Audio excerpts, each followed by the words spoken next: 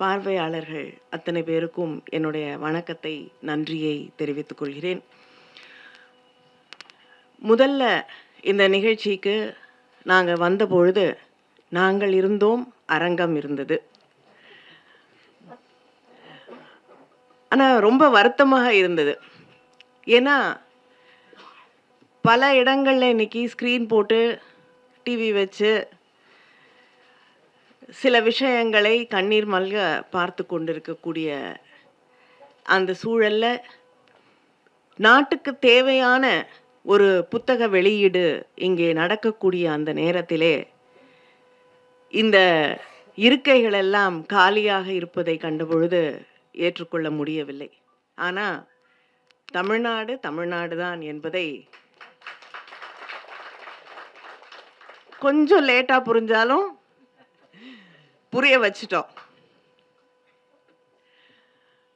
இந்த புத்தக வெளியீட்டிற்கு என்னை கவிதா அவர்கள் அழைத்த பொழுது, அது ஒரு ஃபேன் கேர்ள் மூமெண்ட்டா தான் எனக்கு இருந்தது.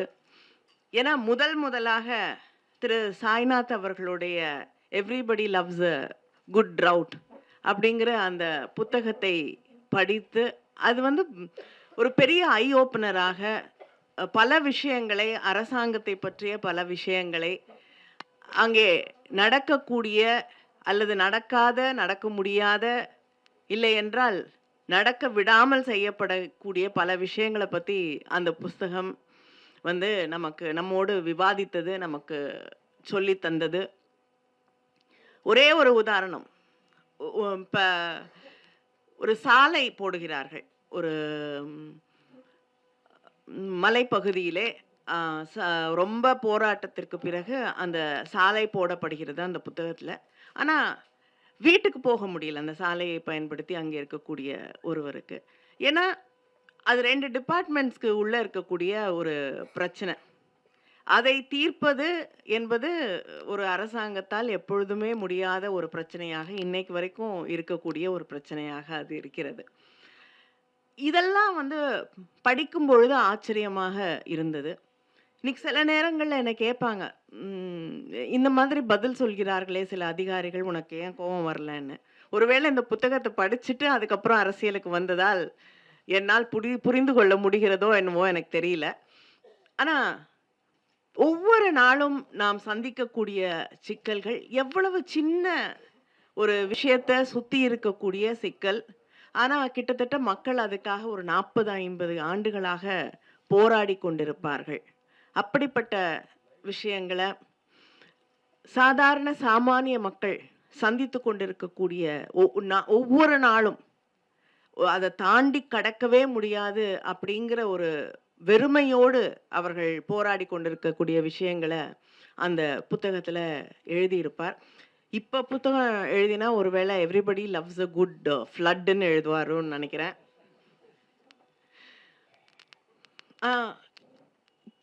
இந்த அந்த புத்தகம்தான் எனக்கும் அவருக்குமான, நான் நேர்ல பார்த்தது, சந்திக்கக்கூடிய வாய்ப்பு இல்லை என்றாலும் நான் அவரை தெரிந்து கொள்வதற்கு எனக்கு கிடைத்த வாய்ப்பு அது. இந்த புத்தகத்தோடைய ஆங்கில மூல புத்தகம் வந்த பொழுது கிட்டத்தட்ட ஒரு ஆண்டு இருக்கும்னு நினைக்கிறேன். அப்பொழுதே இந்த புத்தகத்தை வாங்கி நான் படித்து விட்டேன். ஏன்னா இது தமிழ்ல மொழிபெயர்க்கப்பட்டிருக்கிறது. இங்க மேடையில உட்கார்ந்து தான் அந்த தமிழ் மொழிபெயர்ப்பை பார்த்தேன். ராஜசங்கீதன் அவர்கள் ரொம்ப சிறப்பாக இந்த மொழிபெயர்ப்பை அவர் செய்திருக்கிறார். ஒரிஜினல்ல எப்படி வந்து ஒரு ஸ்டைல் வந்து ரொம்ப ஈஸியா நம்மளால படிக்கக்கூடிய ஒரு ஸ்டைல் இருக்கோ, சாதாரண சாமானியர்கள் படிக்கக்கூடிய ஒரு ஸ்டைல் இருக்கோ, அதே வந்து அந்த ஈஸி ஃப்ளோவோட வந்து தமிழ்லையும் அதை மொழிபெயர்த்திருக்கிறார்.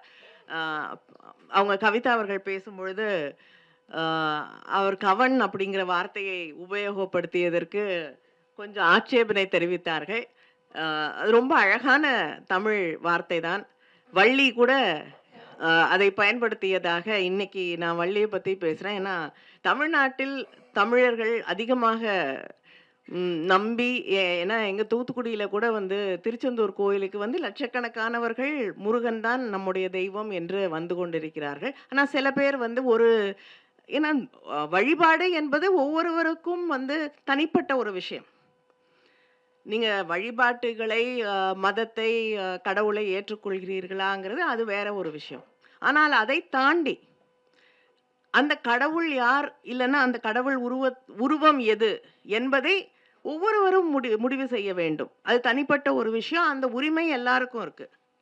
ஆனா, ஒரே ஒரு பெயரை வைத்து இதுதான் இந்தியா, இதுதான் வந்து அ நம்முடைய அடையாளம் இதுதான் அப்படின்னா, அப்ப இந்த நாட்டிலே இருக்கக்கூடிய மற்ற மாநிலங்களிலே இருக்கக்கூடிய வழிபாட்டு முறைகள், நம்பிக்கைகள், அவங்க காலம் காலமாக நம்பி இருக்கக்கூடிய விஷயங்கள், இது எல்லாம் அர்த்தமற்றதாக, நீங்க தேசியம் என்று கட்டமைக்கக்கூடிய ஒன்றிலே மத்த எல்லாமே இடிச்சு தவிடுபொடியாக, அது மொழியாக இருக்கட்டும், மத வழிபாடாக இருக்கட்டும், வாழ்க்கை முறையாக இருக்கட்டும், பண்டிகைகளாக இருக்கட்டும், எதுவாக இருந்தாலும், நான் சொல்லுவது மட்டும்தான் இந்த தேசம்.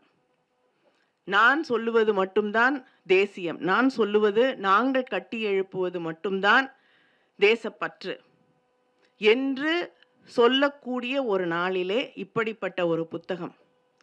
சாதாரண சாமானிய மக்கள் இந்த நாட்டின் விடுதலையை, இந்த நாட்டின் அடையாளங்களாக எதை பார்த்தார்கள் என்பதை சொல்லக்கூடிய இந்த புத்தகத்தை இன்று தமிழிலே நாம் வெளியிட்டு கொண்டிருக்கிறோம்.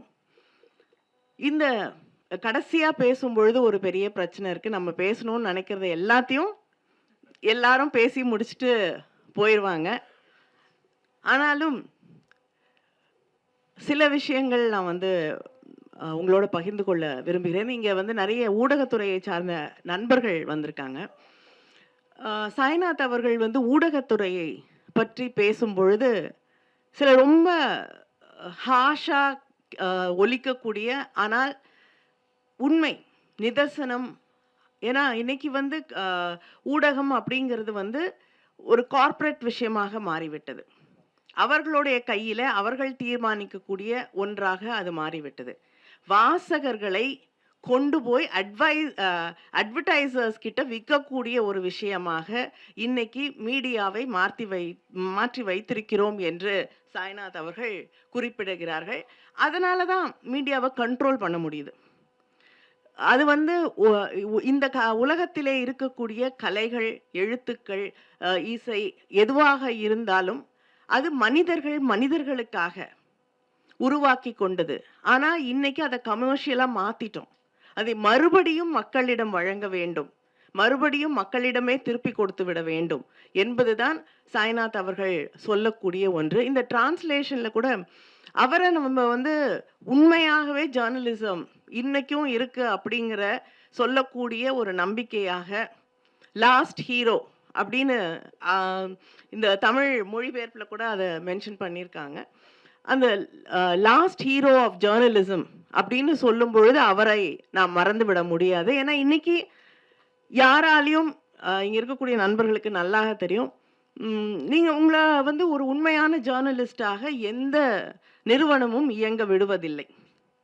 அதுதான் பிரச்சனை. ஒன்று மேல இருந்து ப்ரெஷர் வருதுன்னுவாங்க, இல்லைன்னா பத்திரிகை விற்கவில்லை, இந்த விஷயம்லாம் எழுதுனா யாரும் படிக்க மாட்டாங்க அப்படின்னு சொல்லி வந்து அவங்களே ஒரு சின்ன ஒரு ஃப்ரேம் ஒர்க்குள்ள வந்து இதெல்லாம் தான் எழுதணும் அப்படிங்கிற விஷயங்களே அவர்கள் முன்வைப்பார்கள். அதனால்தான் சாய்நாத் அவர்கள் ஒரு கட்டுரையில் எழுதியிருந்தார்கள், லட்சக்கணக்கான விவசாயிகள் தற்கொலை செய்து கொள்ளக்கூடிய இந்த நாட்டிலே அந்த தற்கொலைகளை பற்றி 8 பேர் தான் வந்து எழுதியிருக்காங்க. ஆனால் லாக்மி ஃபேஷன் ஷோவை பற்றி அதை வந்து கவர் பண்ணுறதுக்கு கிட்டத்தட்ட 512 ஜேர்னலிஸ்ட் அன்னைக்கு அந்த இடத்துக்கு வந்திருக்காங்க மும்பையில். இன்னைக்கு இதுதான் நம்ம தொடர்ந்து விற்று கொண்டிருக்கக்கூடிய விஷயங்கள், ஒரு கன்சியூமர் அப்ரோச் டு எவ்ரிதிங். அதுதான் இன்னைக்கு அரசியலும் வந்து ஒரு யாரால வந்து அதிகமாக சோஷியல் மீடியாவ பயன்படுத்த முடியுது? யாரால பத்திரிகைகள்ல பெரிய விளம்பரங்களை தர முடியுது? எல்லாத்தையும் ஒரு ஒரு ஸ்பெக்டிக்கலாக மாத்தக்கூடிய அந்த சக்தி, அந்த பணம், வசதி, வாய்ப்புகள் யாரிடம் இருக்கிறதோ, அதுதான் இன்று அரசியல் என்ற ஒரு நிலைக்கு நம்மை கொண்டு போய் அது நிறுத்தி இருக்கிறது. அவங்க கையில வந்து இருக்கக்கூடிய அந்த பவர் என்பது இன்னைக்கு சோஷியல் மீடியாவ கண்ட்ரோல் பண்ண முடியும். ஒரு ஃபேக் நியூஸ போட முடியும். சொல்லிட்டு அதுக்கு எந்த பதில் வந்தாலும் அதை காதிலேயே வாங்கிக்காம மறுபடியும் மறுபடியும் மறுபடியும் தன்னுடைய பொய்களை திரும்ப திரும்ப திரும்ப சொல்லக்கூடிய அந்த அளவுக்கு வசதி வாய்ப்புகள் இருக்கக்கூடிய ஒரு அரசியலைத்தான் நாம் உருவாக்கி கொண்டிருக்கிறோம். இது பல காலகட்டங்கள்ல அரசியல்ல தொடர்ந்து நாம் பார்த்து கொண்டிருக்கக்கூடிய ஹிஸ்டரி ரிப்பீட்ஸ் இட்செல்ஃப்ன்னுவாங்க. முழுமையாக ரிப்பீட் ஆகலைனாலும் இதே பொய்களை நாம வந்து ஹிட்லரோட காலகட்டத்திலே விதைக்கப்பட்டதை பார்த்தோம். ஒவ்வொரு இடத்துலையும் ஹிஸ்டரியில வந்து இதே மாதிரி பொய்களை விதைத்து தான் மக்களை வந்து பிரித்து கொண்டிருக்கிறார்கள். அதை தான் இன்னைக்கு இத்தனை டெக்னாலஜி வந்தப்புறம் அதையும் இதுக்கு தான் பயன்படுத்தி கொண்டிருக்கிறார்கள். அதையும் திரு சாய்நாத் அவர்கள் ஒரு கட்டுரையில குறிப்பிட்டிருந்தார். நீங்க வந்து டெக்னாலஜி வருது, ஒரு புது விஷயம் வருதுன்றதை வந்து நீங்க கொண்டாடிடக்கூடாது. ஏன்னா அது தவறான கைகளிலே போகும் பொழுது அது மனிதர்களுக்கு எதிராக ஒன்றாக மாறக்கூடிய நிலையும் இருக்கிறது என்பதை நாம் புரிந்து கொள்ள வேண்டும் என்று இன்னைக்கு தொலைக்காட்சிகளாக இருக்கட்டும், ஊடகங்களாக இருக்கட்டும், எல்லாமே வந்து அரசு எது சொல்லப்பட வேண்டும், எது கொண்டு போய் சேர்க்கப்பட வேண்டும் என்று நினைக்கிறதோ அதைத்தான் செய்யக்கூடிய ஒரு நிலையிலே நாம் நின்று கொண்டிருக்கிறோம்.